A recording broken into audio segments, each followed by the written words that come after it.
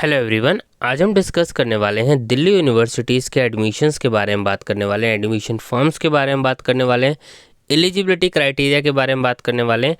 एक एक करके हम इसमें जो है सारी इंपॉर्टेंट चीज़ें जो है डिस्कस करने वाले हैं। सबसे पहले दिल्ली यूनिवर्सिटीज़ का आपको एलिजिबिलिटी क्राइटेरिया जानना है तो आपको दिल्ली यूनिवर्सिटीज़ की बुलेटिन ऑफ इंफॉर्मेशन डाउनलोड कर लेनी है। उसमें आपको सारा एलिजिबिलिटी क्राइटेरिया देखने को मिल जाएगा। ठीक है, ये जो है 23-24 के सेम 22-23 से एलिजिबिलिटी क्राइटेरिया में कोई चेंजेस नहीं होते हैं। अब किन किन बातों का ध्यान रखना है जो कि बच्चे गलती कर देते हैं। जैसे 22-23 में बच्चों ने बहुत सारी गलती करी थी। क्या गलती करी थी? सब्जेक्ट गलत चूज़ कर लिए थे। तो आप ये लोग गलती ना करें। अब CUET के फॉर्म में अगर हम देखें तो 6 लाख बच्चों का टारगेट था दिल्ली यूनिवर्सिटीज़, लेकिन सिर्फ दिल्ली यूनिवर्सिटीज़ के फॉर्म 2 लाख बच्चे ही भरवाए थे। क्यों? क्योंकि वो एलिजिबल नहीं थे। तो आपको ये गलती नहीं करनी है।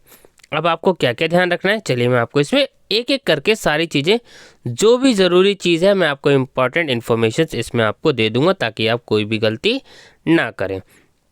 सबसे पहले CUET का फॉर्म ध्यान रखना है किन बच्चों को भरना है, जो रेगुलर में एडमिशन्स लेना चाहते हैं।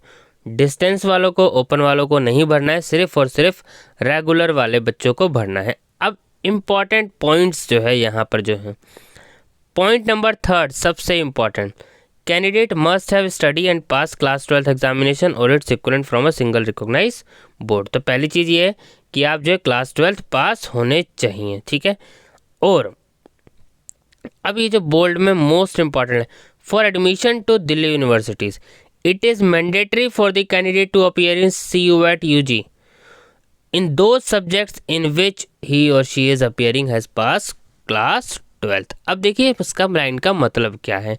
आपको CUET में वही सब्जेक्ट चूज़ करने हैं जो आपने क्लास 12th में पढ़े। अब बहुत बच्चे क्या करते हैं कि मान लीजिए जैसे कि आपको जो है BA ऑनर्स जो है फिजिक्स में एडमिशन लेना है या फिर BA ऑनर्स इकोनॉमिक्स में एडमिशन लेना है, तो आपको इकोनॉमिक्स चूज़ करना ज़रूरी है कि चाहे आपके पास इकोनॉमिक्स हो या ना हो। या फिजिक्स में एडमिशन लेना है तो फिजिक्स चूज़ करना ज़रूरी है, या फिर मैथ्स में, मतलब कोई भी ऐसा चीज़। पहले अभी मैं एलिजिबिलिटी क्राइटेरिया में फॉर एग्जाम्पल्स के लिए, मान लीजिए BA ऑनर्स पॉलिटिकल साइंस में एडमिशन लेना तो BA ऑनर्स पॉलिटिकल साइंस ही आपको चूज़ करना है। नहीं, क्या चूज़ करना है अभी मैं आपको समझा दूंगा।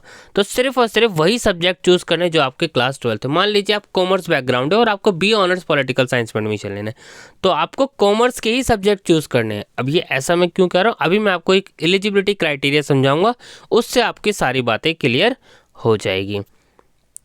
अगला यहाँ पे एडमिशन जो होगा only the combination off score of language. ठीक है, सिर्फ CUET का स्कोर ही एक्सेप्ट किया जाएगा।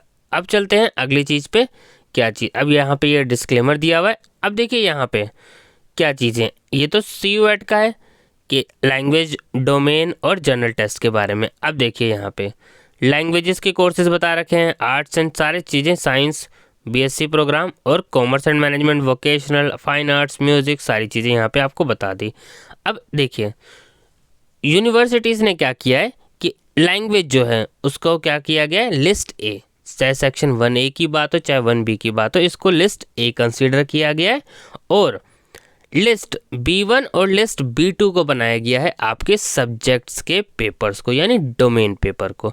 चलिए अब मैं आपको एक एलिजिबिलिटी क्राइटेरिया समझाता हूँ, उससे आपको क्लियर हो जाएगा ये कहना क्या चाह रहे हैं। अब देखिए जैसे BA ऑनर्स इंग्लिश में आपको एडमिशन लेना है, तो यहाँ पर देखिए प्रोग्राम के related eligibility criteria, English from list A। अब देखिए इंग्लिश ऑनर्स में एडमिशन लेना है तो लैंग्वेज तो इंग्लिश रहेगी, लेकिन वही आप अगर अदर कोर्स का एलिजिबिलिटी क्राइटेरिया देखेंगे उसमें कहा गया हो कि आप कोई से भी एक लैंग्वेज चूज़ कर लीजिए, प्लस 2 सब्जेक्ट लेने हैं आपको लिस्ट B1 से।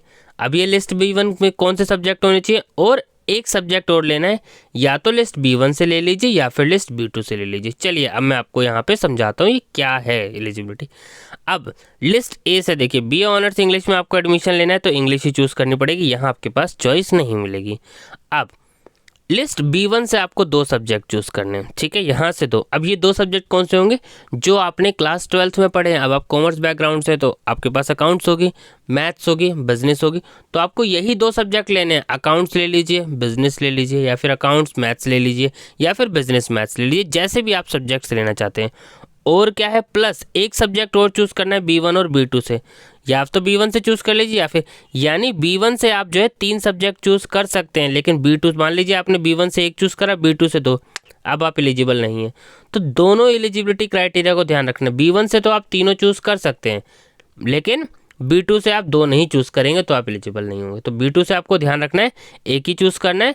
और B1 से अगर मान लीजिए B2 से आपको कोई चूज़ नहीं करना, मत कीजिए, B1 से ही तीनों के तीनों सब्जेक्ट चूज़ कर लीजिए, आप एलिजिबल हो जाएंगे। अब बात करते हैं एडमिशन्स को लेकर। 2 चीज़ें ध्यान रखनी है। पहला तो आपको COET का फॉर्म फिल करना है, ये चीज़ ध्यान रखना है। COET के फॉर्म में आपको यूनिवर्सिटीज़ को सिलेक्ट करना है, कोर्स को भी सिलेक्ट करना है। दूसरी चीज़, यूनिवर्सिटीज़ का सेपरेट फॉर्म भी फिल करना है। वो कब रिलीज़ होगा, आपके एंट्रेंस टेस्ट हो जाएंगे उसके बाद ही रिलीज़ कर दिए जाएंगे। यूनिवर्सिटीज़ फॉर्म सब पहले ही रिलीज़ कर दे रही हैं, रिजल्ट का वेट नहीं करती हैं। रिजल्ट के बाद बस सिर्फ काउंसलिंग स्टार्ट हो जाती है। तो ये बातें को आपको ध्यान रखना है। बाकी जैसे ही फॉर्म्स रिलीज़ होगा आपको वीडियो बना के अपडेट कर दिया जाएगा। Thank you.